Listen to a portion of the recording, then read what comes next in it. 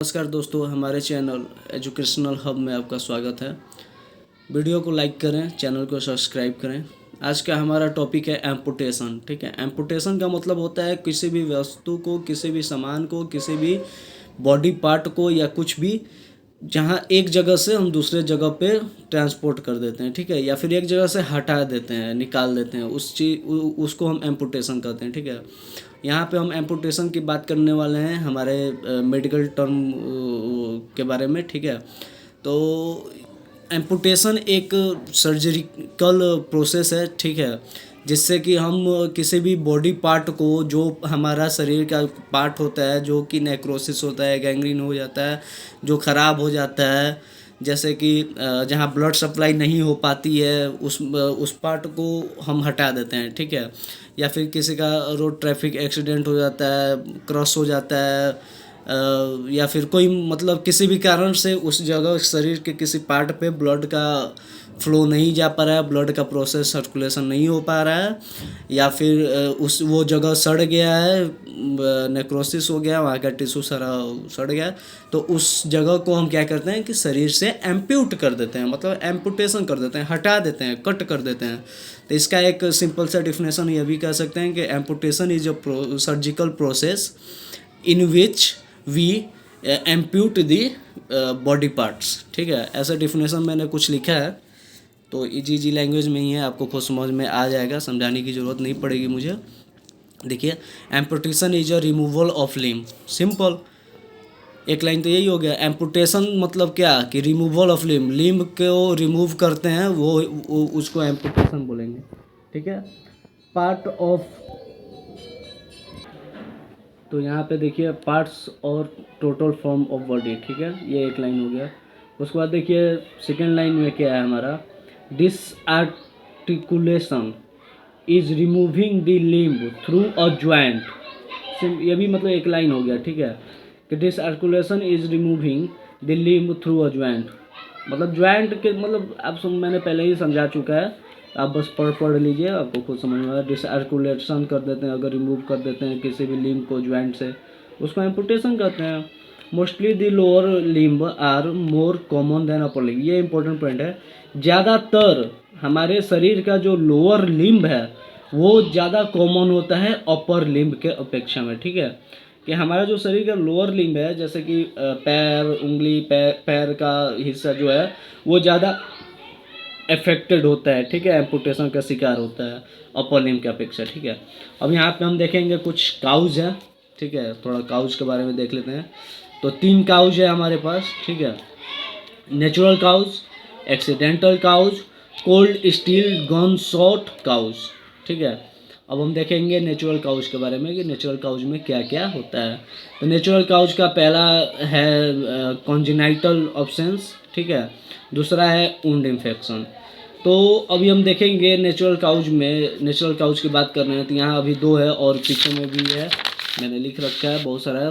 Frost bite, tumours, diabetes mellitus, arterial disease, gangrene. ठीक है, तो पहले हम यहाँ पे बात करते हैं कंजेनाइटल ऑब्सेंस। कभी कभी क्या होता है नेचुरल काउज में कि जब बच्चा पैदा होता है, जन्म लेता है, तो उसी टाइम जो फिटस में ही जो न्यूबॉर्न बेबी होते हैं, उसी टाइम मतलब उनका नेचुरल ही कोई शरीर का अंग होता है वो ऑब्सेंस रहता है।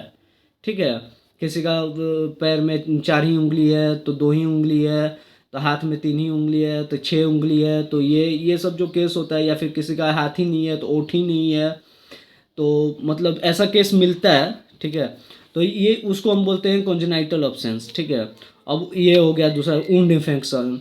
इन्फेक्शन, वुंड इन्फेक्शन में क्या है कि कोई घाव हो गया आपका। ठीक है, उंगली पे, पैर के अंगूठा पे, हाथ में कहीं घाव हो गया, उस पर आप ध्यान नहीं दिए, वो बढ़ता गया, वहाँ का जो घाव की वजह से क्या है इन्फेक्शन हो गया, इन्फेक्शन की वजह से क्या हुआ कि वहाँ का टिश्यू वगैरह सब डेड हो गया, तो अब उस पार्ट पे ब्लड सप्लाई नहीं हो पा रहा, अब उस पार्ट को क्या करना पड़ेगा, हमको एम्पुटेशन करना पड़ेगा। तो ये भी मतलब कि नेचुरल काउज में आता है। ठीक है, अभी हम नेक्स्ट पेज पे देखते हैं क्या क्या है। यहाँ पे देखिए क्या है, फ्रॉस्ट बाइट। ठीक है, पहला इसमें है, सॉरी तीसरा है फ्रॉस्ट बाइट। फ्रॉस्ट बाइट का मतलब होता है कि जैसे कि ठंडी चीज़ों से नेक्रोसिस हो जाना, ठीक है। जैसे कहीं कहीं बर्फ़ में, चाहे कहीं पहाड़ियों वहाड़ियों में, उत्तराखंड की पहाड़ियों में अगर आप जाते हैं, कहीं पे उत्तरकाशी, वो केदारनाथ वाली पहाड़ियों में अगर आप जाते हैं, कहीं भगवान नगर, अगर आप कहीं किसी मुसीबत में फंस गए हैं जनवरी के महीने में, जनवरी फरवरी, जहाँ पे सिर्फ बर्फ़ ही बर्फ़ है, तो आप मान लीजिए फंस गए हैं, बहुत बहुत दूर तक बर्फ़ ही बर्फ़ में चल रहा है, तो वहाँ क्या होगा, आप नॉर्मल रहने वाले शरीर है, तो वहाँ क्या होगा कि फ्रॉस्ट बाइट होगा, ठीक है। कोल्ड से हमारा शरीर का जो टिश्यू है वो डेड होने लगेगा, और वहाँ पे नेक्रोसिस हो जाएगा शरीर में, तो ये हो गया, ठीक है। ट्यूमर्स मतलब तो समझ ही रहे हैं आप, ठीक है। डायबिटीज़ मेलाइटस, ये भी बहुत इंपॉर्टेंट है। ज़्यादातर डायबिटीज़ मेलाइटस में, जो पेशेंट डायबिटीज़ मेलाइटस के होते हैं, कभी उनमें कोई चोट लग जाती है, घाव हो जाता है, तो वो मतलब हिस्सा वो सड़ने लगता है, गलने लगता है, वहाँ पे मतलब प्रॉब्लम होने लगता है, ठीक है। तो उसको एम्प्यूट करना पड़ता है। आर्ट्रियल डिजीज़, ठीक है। यहाँ पे है आर्ट्रियल डिजीज, मतलब कोई डिजीज है जो आर्ट्रियल डिजीज है, जैसे कि ब्लड सप्लाई ही नहीं हो रहा है, आर्टरी आपका ब्लड सप्लाई नहीं कर रहा है, तो वहाँ पे एम्पुटेशन हो गया। गैंग्रीन, समझ रहे हैं आप लोग। तो यहाँ देखिए दूसरा ऑप्शन है, यहाँ पे सॉरी दूसरा पॉइंट है एक्सीडेंटल काउज, ठीक है। ये वो पहले ऊपर में था नेचुरल काउज, नीचे हम देखेंगे अभी एक्सीडेंटल काउज, ठीक है। तो एक्सीडेंटल काउज में हमारे पास 2-3 पॉइंट है, आप देख लीजिए। क्रशिंग बाई ट्री, पेड़ से कोई गिर गया, ठीक है। फॉल्स व्हेन रनिंग, दौड़ते समय कोई गिर गया, या फिर किसी ऊंचाई से हाइट से गिर गए, ठीक है। समुद्र में कूद गए, मगरमच्छ है, शार्क है, बाइट कर लिया, मगरमच्छ आपके पैर को पकड़ के काट लिया, तो वो हिस्सा तो ख़त्म, तो एम्पुटेशन तो वो खुद ही हो गया, उसमें तो कोई टेंशन ही नहीं है। शार्क बाइट हो गया, तो उस टाइम पे एम्पुटेशन होता है, ठीक है। क्रशिंग इंजरी बाई मशीन, और कोई मशीन चारा, गांव देहात में ज़्यादातर क्या होता है कि लोग चारा काटते टाइम, गाय भैंस का जो चारा होता है उसको काटते टाइम मशीन में क्या होता है कि हाथ फंस जाता है, ठीक है। तो वहाँ पे क्या होता है कि उंगली या फिर हाथ का कोई हिस्सा या फिर कुछ भी मतलब बाई मशीन के द्वारा कट गया, ठीक है, या फिर ट्रेन से कट गया, तो ये होता है, ठीक है, एक्सीडेंटल काउज में। आरटीए वगैरह भी होता है, रोड ट्रैफिक एक्सीडेंट से आपका जो क्रॉसिंग हो गया तो वो भी होता है, ठीक है। तीसरा पॉइंट है cold steel gun shot cause, ठीक है। यहाँ पे क्या है कोल्ड स्टील, यहाँ पे क्या है कि iron steel weapon injured fingers and hand. यहाँ पे क्या कह रहा है कि लोहे का कोई सामान, जैसे घर में लोहे का बहुत सारा सामान होता है, कुदाल, फरुसा, चाकू, नाइफ, और भी बहुत सारी वेपन्स होते हैं जो कि घर में पाए जाते हैं, तो उनसे क्या होता है कि हमारा कभी कभी मान लीजिए कुदाल, मिट्टी, वो खेत में काम कर रहे हैं, मिट्टी को खान रहे हैं, उस टाइम क्या हुआ कि गलती से कुदाल आके के आपके उंगली पे लग गया, पैर पे लग गया, तो उस टाइम पे क्या होगा कि वहाँ का जो शरीर है वो इंजर्ड हो गया, वहाँ का जो पार्ट इंजर्ड हो गया या फिर कट के बाहर निकल गया, दैट इज कॉल्ड एम्पुटेशन, वो एम्प्यूट हो गया। अब वहाँ पे हम अपना करेंगे। तो अब देखिए यहाँ पे दूसरा है destructive gunshot wounding with a mortal slip sips. Gunshot, किसी को गोली मार दी है, छटक गया गोली, मान लीजिए गोली मारे आप किसी को, पैर के अंगूठा पे लग गया, पैर के किसी हिस्सा पे लग गया, मान लीजिए हाथ के किसी भी उंगली पे लग गया, वो क्या किया वहीं पे एम्प्यूट कर दिया, उखाड़ ले गया। किसी के कान पे लग गया, ठीक है। जैसे कि आप ये अभी वेब सीरीज आया था मिर्ज़ापुर टू मिर्ज़ापुर, उसमें जो ललित रहता है बेचारा, उसके कान पे गोली लग जाए तो उसका कान ही कट जाता है, तो ये उसको बोलते हैं गन शॉट, ठीक है। नेक्स्ट अभी हम देखेंगे एक और पॉइंट है हमारा कोल्ड बॉइलिंग ऑयल, ठीक है। खौलता हुआ तेल गिर गया, मान लीजिए जैसे कि बहुत सारा वर्कर्स होते हैं, जैसे एनटीपीसी वगैरह में वर्कर काम करते हैं, वहाँ पे जैसे बॉयलर होता है, बॉयलर से जो बॉयलर शरीर पे गिर जाता है तो वो मतलब वहाँ का शरीर एम्प्यूट कर देता है, एकदम बुरी तरह से एम्प्यूट कर देता है, तो यहाँ पे हम बॉइलिंग ऑयल हम कह सकते हैं, ठीक है। यहाँ पे देखिए मैंने लिखा है टाइप्स ऑफ एम्पुटेशन, ठीक है। टाइप ऑफ एम्पुटेशन में क्या है, दो टाइप्स के एम्पुटेशन है, क्लोज्ड और एंड ओपन एम्पुटेशन, ठीक है। अब हम देखेंगे क्लोज्ड एम्पुटेशन किसको कहते हैं। It is and planned proceed. Closed amputation क्या होता है कि देखिए एम्पुटेशन क्या मतलब, आप सिंपल समझ रहे हैं कि ये एक सर्जिकल प्रोसेस है, ठीक है। तो अब सर्जरी करना है तो भाई प्लान तो करना पड़ेगा पहले से। मान लीजिए किसी का कोई घाव हुआ है या फिर कुछ हुआ है, अब डॉक्टर को दिखाने गया, डॉक्टर बोला कि भाई इसको तो एम्प्यूट करना पड़ेगा, तो उसके लिए अब प्लान होगा, ठीक है, कि एम्पुटेशन कैसे करते हैं, ठीक है। तो ये क्लोज एम्पुटेशन जो है वो प्लान्ड होता है, ठीक है। आफ्टर एम्पुटेशन, जब एम्पुटेशन हो जाता है, the soft tissue are closed primary over the bony stump. तो जो सॉफ्ट टिश्यू होता है, सॉफ्ट टिश्यू से हम बोनी स्टम्प को क्लोज्ड कर देते हैं, primary over the bony stump, मतलब बोनी स्टम्प के ऊपर से हम इसको क्लोज्ड कर देते हैं, ठीक है। जैसे कि एबव नी, बिलो नी के ऊपर वाला जो हिस्सा होता है, आप देखेंगे कि ज़्यादातर ऐसे डॉक्टर क्लोज कर देते हैं उनको, या फिर नी के नीचे वाले हिस्से को। दूसरा है हमारा पॉइंट ओपन एम्पुटेशन। ये क्या है भाई, ये देखिए, it is also known as emergency proceed. अभी इसको ओपन एम्पुटेशन को क्या कहते हैं कि इस इमरजेंसी प्रोसीड करते हैं, इसका कोई प्लान वगैरह नहीं करना पड़ता है। मान लीजिए रोड ट्रैफिक एक्सीडेंट वगैरह ये सब हो जाता है कभी, तो डायरेक्ट वो that is called emergency case, तो इमरजेंसी प्रोसीड करते हैं, ठीक है। लाइफ थ्रेटनिंग इन्फेक्शन जिसमें हो जाता है। After amputation the wound is left open. अब इसमें क्या करते हैं कि एम्पुटेशन करने के बाद जो वुंड होता है उसको हम ज़्यादातर ओपन ही छोड़ देते हैं, क्लोज नहीं करते हैं, ठीक है। अभी हम नेक्स्ट पेज में देखते हैं क्या है। तो अभी हम लोगों ने देखा पीछे पेज पे close and open amputation. Now अब हम देखते हैं लेवल ऑफ एम्पुटेशन। एम्पुटेशन का लेवल क्या है, ठीक है। तो यहाँ पे कुछ लाइन है, पढ़ लीजिए, ठीक है। It is performed at the most distal point that will heal successfully, ठीक है। The site of amputation determined by two factors are circulation in the part, functional usefulness, ठीक है। यहाँ पे क्या कह रहा है समझने की कोशिश कीजिएगा थोड़ा, ठीक है। लेवल ऑफ एम्पुटेशन, एम्पुटेशन का लेवल क्या होता है, ठीक है। तो it is performed at the most distal point, ये ज़्यादातर डिस्टल पॉइंट में ही परफॉर्म्ड होता है। अब आप पूछेंगे कि डिस्टल पॉइंट का मतलब यहाँ क्या है, तो मान लीजिए ये आपका सॉरी ये हो गया आपका कोई बॉडी पार्ट है, ठीक है।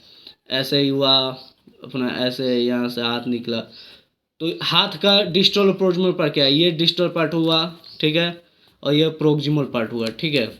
इधर भी देखेंगे ये डिस्टल पार्ट हुआ, ठीक है, और ये प्रोक्सिमल पार्ट हुआ, ठीक है। तो अब मान लीजिए एम्पुटेशन करना है, अब हमारा कोई क्रॉसिंग इंजरी हुआ है, तो वो किसी भी पार्ट का डिस्टल में ही तो होगा। अब प्रोक्सिमल में अगर हम एम्पुटेशन कर देते हैं तब तो डिस्टल तो गया काम से, अगर डिस्टल में करते हैं तो प्रोक्सिमल तो बचेगा ही बचेगा। तो यहाँ पे समझाने का ये मतलब है, ठीक है। Distal point that will heal successfully, जो कि अच्छे से हील हो जाता है। The site of amputation determined by two factors. अब एम्पुटेशन करने का जो साइट होता है, जैसे ठीक है हाथ में हमारा फोर आर्म और फोर आर्म है, ठीक है। तो फोर आर्म में हमें कहाँ से कट लगाना है, कहाँ से एम्प्यूट करना है, इस चीज़ का डिटरमाइन करना चाहिए ना, डिटरमाइन तो होना चाहिए भाई। 1 इंच ऊपर से करना है या एक इंच नीचे से करना है, इस चीज़ को देखते हुए तो सबसे पहला हमारा है सर्कुलेशन इन द पार्ट, मतलब बॉडी पार्ट यहाँ हम बोल सकते हैं, ठीक है। Sorry blue pen, body part हम बोल सकते हैं, ठीक है। तो सर्कुलेशन इन बॉडी पार्ट, ठीक है। यहाँ पे क्या कह रहा है सर्कुलेशन इन बॉडी पार्ट, इसका मतलब सिंपल है, मैंने यहाँ पे ऐसे ही सिंपल लैंग्वेज में लिखा है, ठीक है। जहाँ पे ब्लड सप्लाई नहीं पहुँच पा रहा है वहाँ से हम एम्पुटेशन कर देंगे। डोपलर टेस्ट करेंगे एम्पुटेशन करने से पहले, पल्स फील करेंगे, ठीक है, मतलब कहाँ तक पल्स आ रहा है, कहाँ से पल्स अब नहीं आ रहा है, तो उस हिस्से के बाद हम पल्स को एम्प्यूट करेंगे। एंजियोग्राफी करेंगे, एंजियोग्राफी करने से हमको पता चलेगा कि शरीर के किस पार्ट तक हमारा ब्लड का सप्लाई हो रहा है, तो उस पार्ट के बाद हम एम्पुटेशन कर सकते हैं, ठीक है। और उसके बाद दूसरा पॉइंट था हमारा फंक्शनल यूजफुलनेस। तो इसका है कि इसमें प्रोस्थेटिक टेस्ट करेंगे, कंफर्टेबल ROM चेक करेंगे, और इसको प्लान्ड करके करते हैं, ठीक है। पेशेंट आया पहले उसका देखेंगे कहाँ से उसका रेंज ऑफ मोशन हो रहा है, कहाँ से क्या हो रहा है, वो सब सारी चीज़ें चेक करके ध्यान रखते हुए हम एम्पुटेशन का प्लान करेंगे, ठीक है। नाउ नीचे अब हम देखते हैं कॉम्प्लिकेशंस। कॉम्प्लिकेशंस में क्या क्या है, तो इसका 4 कॉम्प्लिकेशंस है, ठीक है, mainly haemorrhage, infection, skin breakdown, lymph pain, ठीक है। नेक्स्ट पेज पे हम देखते हैं क्या है, मेडिकल मैनेजमेंट। अब थोड़ा मैनेजमेंट के बारे में भी देख लिया जाए, ठीक है। तो यहाँ पे हम देखेंगे, ठीक है, मेडिकल मैनेजमेंट के बारे में देख लेते हैं थोड़ा सा।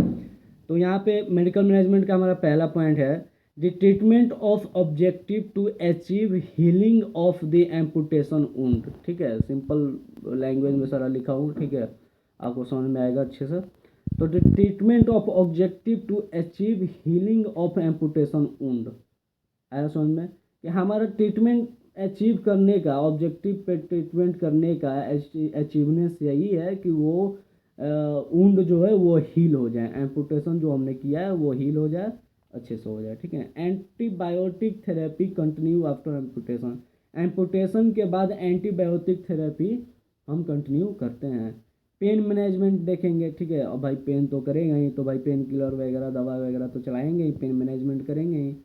Dressing with aseptic technique with wound healing, dressing करेंगे, अब कट लगा है शरीर में तो उसका तो ड्रेसिंग होगा ही, तो ड्रेसिंग हम बहुत ही हाई टेक्निक से करेंगे, नॉर्मल नहीं करेंगे, हाइजीनिक का ध्यान रखते हुए करेंगे, ठीक है, अच्छे से करेंगे। Vasodilator to promote circulation and reduce pain, vasodilator क्या करता है कि वो प्रोमोट करता है सर्कुलेशन को और पेन को रिड्यूस करता है, ठीक है, तो वैसोडाइलेटर करेंगे। वस्कुलर स्मूथ मसल रिलैक्सेशन, और वस्कुलर स्मूथ मसल रिलैक्सेशन करेंगे, ठीक है। Give NSAIDs to control inflammation, NSAID हम देंगे इन्फ्लामेशन को कंट्रोल करने के लिए, ठीक है। तो आज हम लोगों ने इस टॉपिक में देखा एम्पुटेशन के बारे में, ठीक है, और भी बहुत सारी चीज़ें एम्पुटेशन के बारे में मैंने शॉर्ट फॉर्म में ऐसे वीडियो बना दिया, ठीक है। तो चैनल को सब्सक्राइब करें, वीडियो को लाइक करें, थैंक यू।